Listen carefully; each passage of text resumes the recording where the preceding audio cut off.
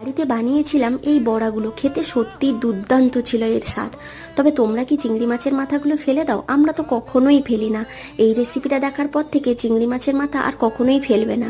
একটা মিক্সিং বলে চিংড়ি মাছের মাথাগুলো নিয়ে নিয়েছি, একটা ছোট্ট আলু ছোট ছোট করে কেটে নিয়েছি, 4টে কাঁচা লঙ্কা, 2 চামচ মতো গোটা জিরে, 2 চামচ মতো সাদা সর্ষে দিয়ে একটা পেস্ট বানিয়ে নেব।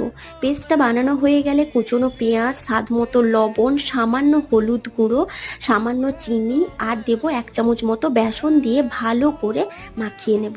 তারপর তাওয়াটা গরম করে সামান্য একটু তেল দিয়ে 1 চামচ করে দিয়ে বড়ার আকারে লো ফ্লেমে এপিট ওপিট উল্টে পাল্টে লাল লাল করে ভেজে তুলে নেব। খেতে সত্যি দুর্দান্ত হয়। আর এই রেসিপিটা আমি শিখেছিলাম আমার শাশুড়ি মায়ের কাছ থেকে। প্রথম খাওয়ার পরে আমিও বুঝতে পারিনি এটা চিংড়ি মাছের মাথা দিয়ে বানানো। তবে রেসিপিটা তোমাদের কেমন লাগলো আর দেখার জন্য ধন্যবাদ। টাটা।